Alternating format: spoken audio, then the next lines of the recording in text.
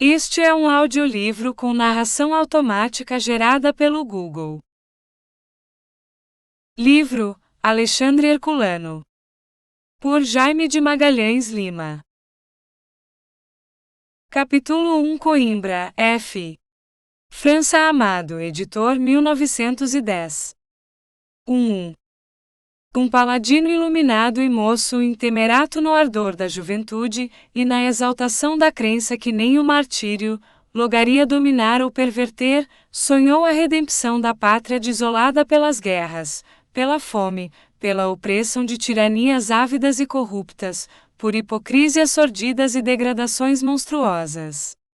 Sonhou dias de luz e de ventura, de liberdade e de paz, de boa vontade entre os homens, de trabalho honesto, de civismo austero e de religião sublimada, formosura e virtude, o resgate da miseria desalentada e tenebrosa em que se afundava um povo outrora são, e justamente altivo, e agora debatendo-se por se salvar e erguer dos abismos em que a desventura o havia precipitado. E o paladino partiu a conquistar para a pátria a fortuna revelada em visões de claridade, e armou-se soldado transpondo para exercícios do mundo aspirações divinas, a todos os perigos sujeitando a existência efêmera, sem que algum fosse capaz de lhe turvar a fé. 2. Combateu. Foi vencido. Em vez de palmas de triunfo, recebeu as penas do exílio. Desterrado da terra cara da pátria, que saudou entre a dor, verteu lágrimas de saudade longínqua sobre as ondas do mar irrequieto, chorando o berço do seu nascer, solo querido, onde cresceu e amou e foi ditoso, onde a luz, onde o céu ri então meigos, seu pobre Portugal. Proscripto e errante entre as brumas do norte. Peisas puras, o murmurar do arroio, o canto da ave, o fremito do bosque, o grato aroma e o vistoso matiz do ameno prado, o lago quedo a reflectir a lua, as montanhas tão ricas de mistérios, de acento agudo CCOS de sombras de tristezas santas. Isso tudo que eram encantos da sua terra, trazia-lhe ante os olhos cruelmente, a memoria inexorável. A dor está no coração do prófugo, como um cadáver hirto quando espera de noite em leito nu, que a tumba o desçam. A dor aqui é gélida e imutável, pousa em lábios alheios que sorriem, e até em sorrir nosso, está sentada ao pé do umbral do tecto que nos cobre, embebida na enxerga do repouso, entranhada no pão que nos esmolam, enroscada qual cobra peçonhenta, no nodoso bordão do peregrino, e em toda a parte e em todo o tempo é nossa. Embora sob as asas do amor abrigue o eterno homens, nações e o mundo, o amor por ele nasce e cresce, avigora-se enredado com os beijos da mãe, com o sorrir amigo de nossos pais e irmãos, ensina-o à tarde, o pôr do sol da nossa terra, o chupo da nossa fonte, o mar que manso geme, nosso amigo da infância em praia amiga. Sofreu o suplício da revolta impotente, algemada em prisões inexpugnáveis, e entenebreceu-lhe o espírito a turbação negra da impiedade e da dúvida, a derrota da fortaleza do próprio coração, mais cruel para o crente do que a ruptura de todos os laços da afecto imposta pela violência estranha. Para o proscripto, quando tudo o que amava se converteu em sombra, a cada passo evocada pela lembrança desperta em mágoas. Quando em confuso passado apenas surge qual fumo tenuicínio ou fantasma, à meia-noite visto à luz da lua, ao longe entre arvoredo, quando o sopro da tempestade assobiou nas trevas pela antena da nau do vagabundo, quando a dor sua em olhos dente vivo não achou uma lágrima piedosa, e nos seus próprios são vergonha as lágrimas, quando se ainda as derrama ele as gotejam, não sobre seio que as esconda e enxugue, mas sobre a vaga que se arqueia e passa sem a sentir. Então o sofrimento, filho de longo padecer, converte o coração do desditoso em marmoré, onde nunca penetra um puro afecto, onde o nome de Deus sossobra e morre, entre o bramir de maldições e pragas. Ao rigor da desventura juntou-se a agonia do desfalecimento. Não a morte. Porque de toda a opressão o sonho renascia. Para os loucos de amor que por amor combatem, os golpes da fatalidade ateiam a exaltação em vez de a sufocar e nem o nome de Deus jamais sossobra e morre, nem as pragas e maldições respondem aos flagelos da desgraça, sem que logo as condene e cale uma outra voz íntima e soberana. Fortificam-se nas provações.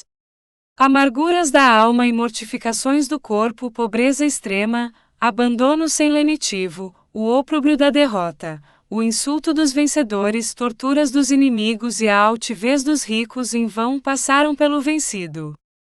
Perdido na solidão de ilhas inóspitas para o seu coração a transbordar de tristeza, não houve adversidade que lhe vergasse o ânimo, inflexível na firmeza de combater e na confiança da vitória. E cantava o peregrino. As tribulações incendiavam-lhe o gênio. Esse mesmo sangue denegrido pelas pedras contundentes d'ásperos caminhos, creava e alimentava flores altas e resplendentes de celeste pureza. O peso das armas não partiu as cordas da lira. Ia oculta e guardada no seio, murmurando de contínuo seus gemidos e preces. Nem o fragor das batalhas e as blasfemias atrozes, de lutas humanas lhe perturbariam a harmonia religiosa. No soldado habitava o poeta, e não foi necessário que o soldado pousasse o fuzil, para que o poeta deferisse apaixonadamente a voz grandíloqua. Adivinhava o dia de ventura, que o destino lhe reservava. O tempo justificou-lhe a apreensão.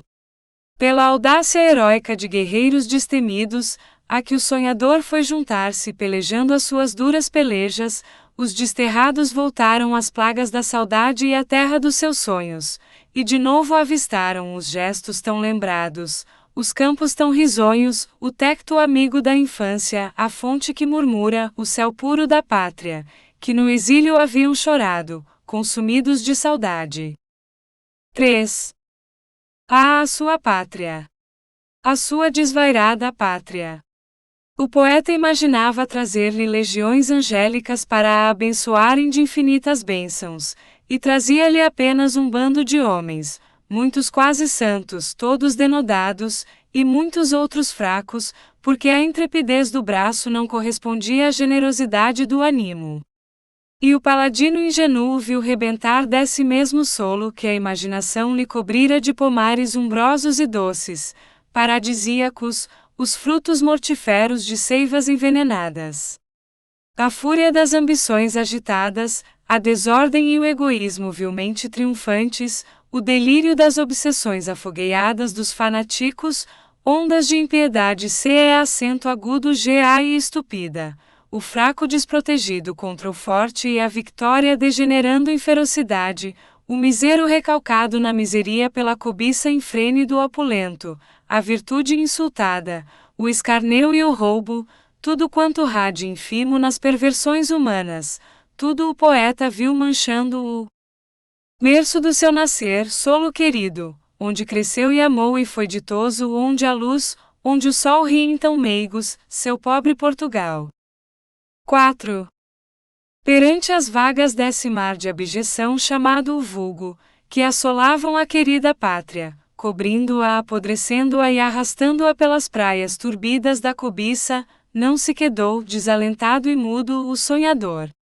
Não se sumiram os cantos que lhe transudavam da alma, por se encontrar num século sem vida, sem virtude e sem fé, em que desabavam as crenças todas do passado, e era sonho a constância e o amor. Partida a espada agora inútil porque os seus combates haviam cessado, o apostolo surgiu na túnica branca e rude da sua austeridade, e foi-se a mencionar sua missão fraterna de afecto e de grandeza, piedoso e confiado, empunhando um facho deslumbrante, a mostrar-nos a estrada por onde há longos séculos vinha caminhando o povo eleito do seu gênio, descerrando-nos os páramos da nobreza impoluta a que quereria conduzio, renovando-o à sua imagem e renascendo-o nos seus translúcidos sonhos.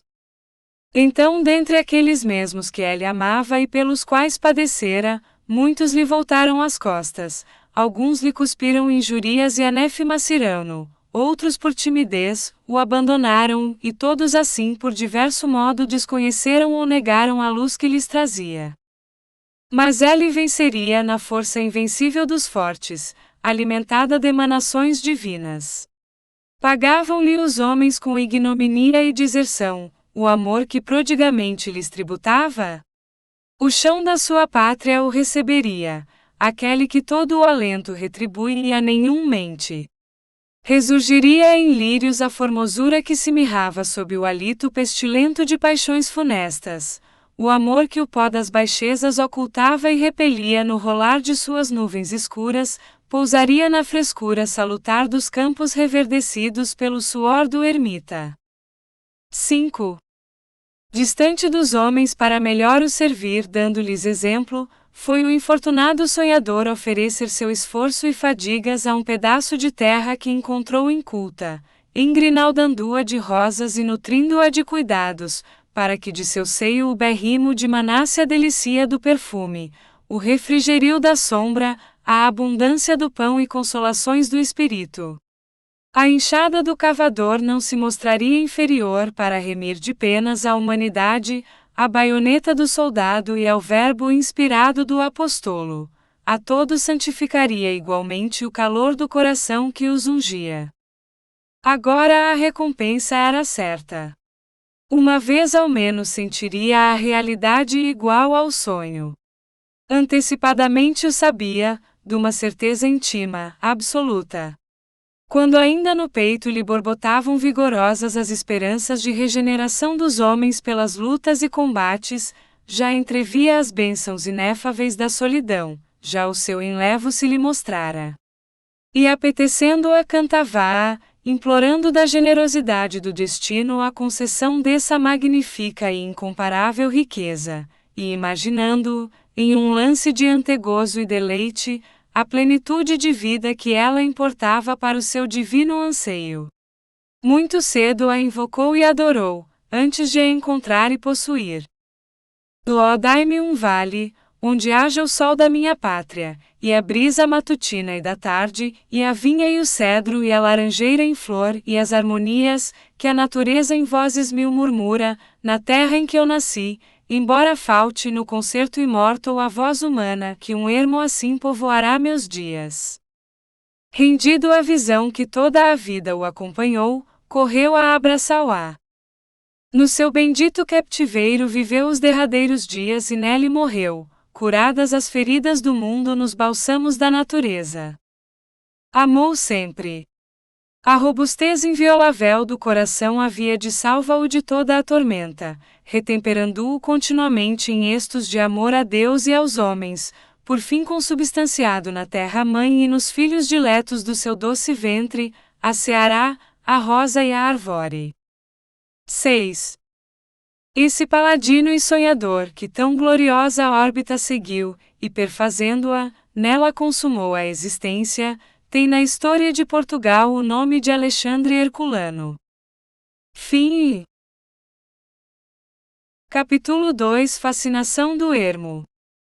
Uma aparente deserção da cidade, em que vivera tantos anos, para se encerrar no retiro de um tranquilo casal rústico em Val de Lobos, a dissolução abrupta de multiplicadas relações mundanas, literárias e políticas, de afectos, de comércio intelectual e de velhos hábitos, serena e deliberadamente substituídos pelo isolamento e rudeza do aldeão, no seu aspecto e modo de ser externo, pois sem embargo, no íntimo não cessava nem podia cessar a superior distinção do espírito. Esse acto de estranha energia, que alguns julgaram orgulho e desprendimento irritado, e outros tiveram por enigma indecifrável, foi o facto capital da vida de Alexandre Herculano.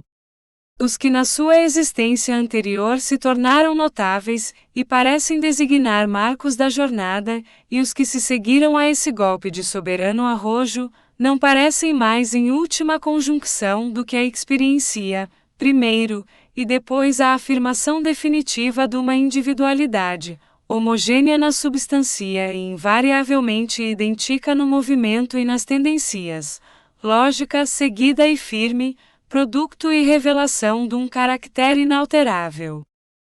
1. A solidão será eternamente o refúgio dos fortes, daqueles que as tempestades do mundo não afeiçoaram a sua obra de descrença, de mesquinhez, de destruição, de aviltamento, de frouxidão desalentada, de dúvida resignada e de contentamento saciado nas comodidades de uma vulgaríssima animalidade e na trivial vaidade dos instintos primitivos. Profetas santos e heroes, obscuros crentes e almas singelas, inumeráveis espíritos de eleição que o isolamento atrai, conquista e salva de tormentos, dia a dia vão renovando essa perpétua página da história da humanidade, que forma alguma de civilização pôde apagar ou corrigir. A nossa alma é progressiva, nunca se repete, mas em todo o acto procura a realização de um todo novo e mais belo, mais próximo da revelação íntima. E assim o vidente se vai isentando pouco a pouco no correr da existência, de tudo o que constrange, e perturba e ofusca a aspiração para mais de perto se lhe unir e a contemplar. Pela própria necessidade da missão a que o destino o votou, gradualmente se desprende das cadeias que lhe tolhiam a liberdade de expansão. A critica, na interpretação e autorizado exame de um extraordinário e grande mestre, cujo saber e elevação foram dignos daquela que honrou, analisando-lhe a obra portentosa e prestando culto ardente ao seu caractere, viu no solitário de Valdilobos, como em respeitoso carinho o cognominou, um suicida. Quando as feridas, as perseguições, os ataques, os ultrajes são profundos e agudos, como os que expulsaram da política, e também das letras, Alexandre Herculano, o estoico, repetindo a histórica frase do africano, suicida-se. É então que vivamente nasce, pois só então o caractere aparece com toda a sua pureza. Não o mata o cepticismo, mata-o o excesso de uma imperfeita doutrina. Não descrê, e é por cada vez mais acreditar em si, que foge a um mundo rebelde a ouvir a verdade. A morte não é, pois, um acto de desespero, é um acto de fé.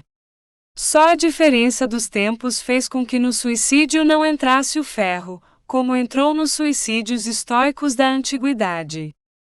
Porventura seria, porém, mais justo ou pelo menos mais exato considerar a atitude do último período da vida de Alexandre Herculano, não propriamente um suicídio, a morte voluntária de uma parte da sua individualidade, mas o perfeito remate, o termo último da evolução natural do seu espírito desde o começo prometida, contida nas primeiras confissões da sua consciência. Com o estoico coincide no mesmo peito o poeta, e os poetas não se suicidam, a não ser por pressão de desordem fisiológica grave, ou no desvairamento de uma surpresa.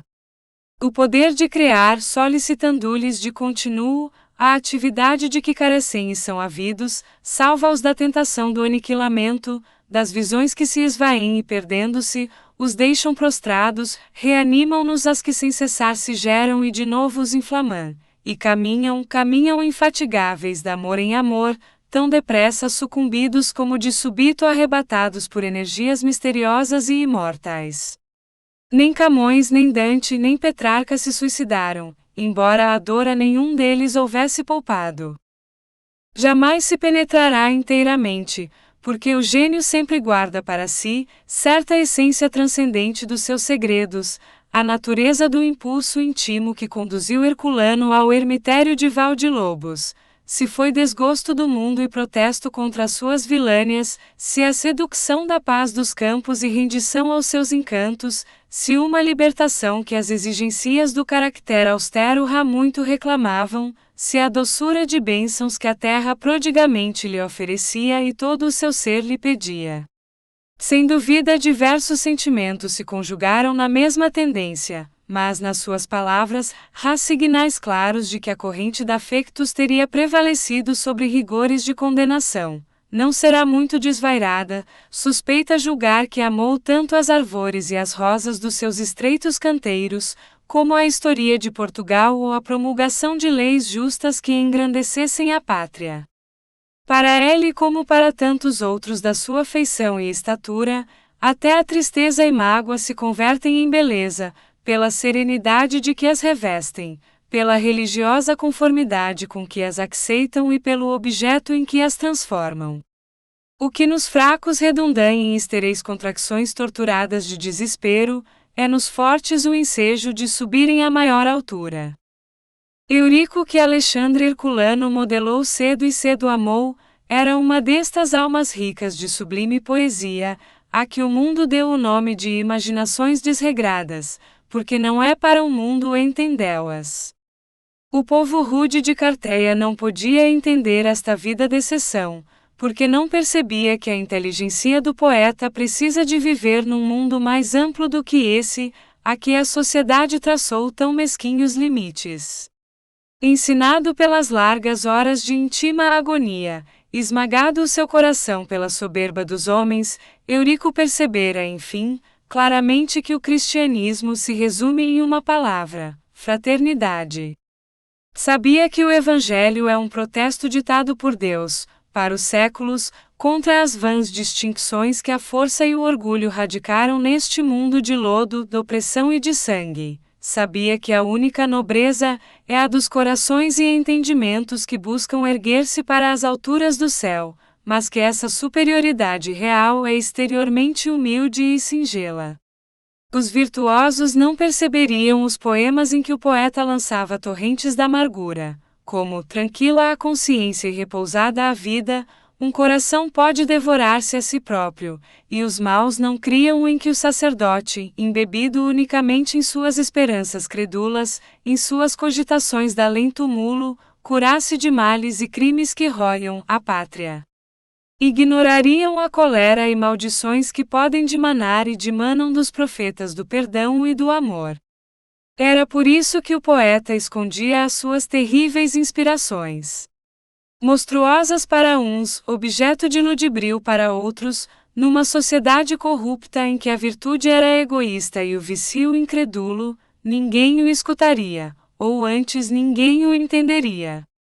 A força moral da nação tinha desaparecido e a força material era apenas um fantasma, porque debaixo das lorigas dos cavaleiros e dos saios dos peões das hostes, não havia senão ânimos gelados, que não podiam aquecer-se ao fogo do santo amor da terra natal.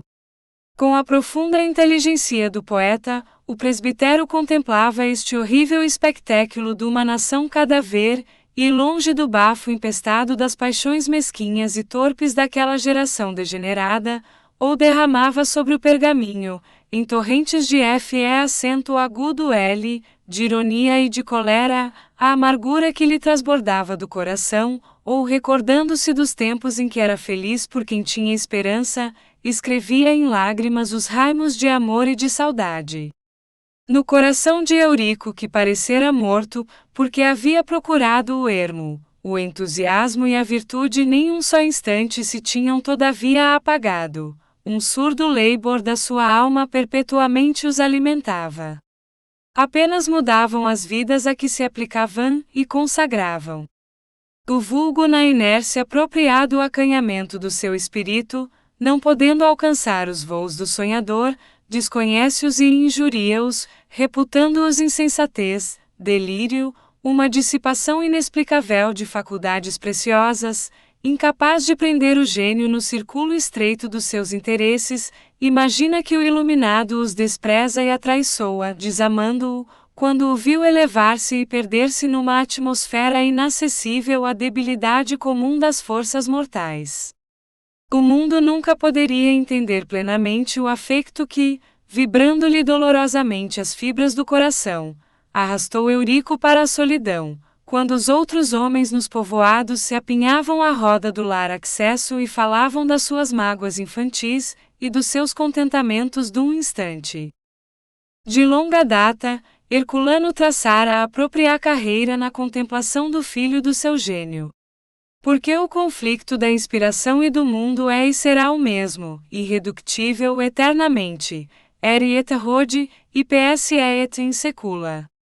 Se a inspiração veio alojar-se num pobre corpo humano, deixai-o, não cuideis mais do seu destino. É só o tempo de percorrer a via dolorosa pela qual tem de seguir seus fados. O termo da jornada está previsto e será o único que a sua condição convém. O isolamento e o espaço que a intensidade de irradiação reclama, provoca e determina nos astros ou nos profetas, nas parcelas mínimas da luz da matéria ou do espírito. Alexandre Herculano foi para Val de Lobos, não para morrer e sepultar-se ainda quente das palpitações do seu sangue, mas para viver inteiramente sua vida, não para deliberada cessação de atividade, mas para a sua mais perfeita expansão, e mais lídima e bela aplicação. Apenas eliminava relações e coisas que o atormentavam, estorvando-o de se manter continuadamente, face a face, na presença da aspiração íntima. Entrou no claustro que a seu modo edificou, naturalmente porque os das antigas comunidades estavam prostituídos e em ruínas. Esperamos que você tenha gostado desta prévia. Para continuar ouvindo este audiolivro no Google Play Livros, use o link na descrição do vídeo.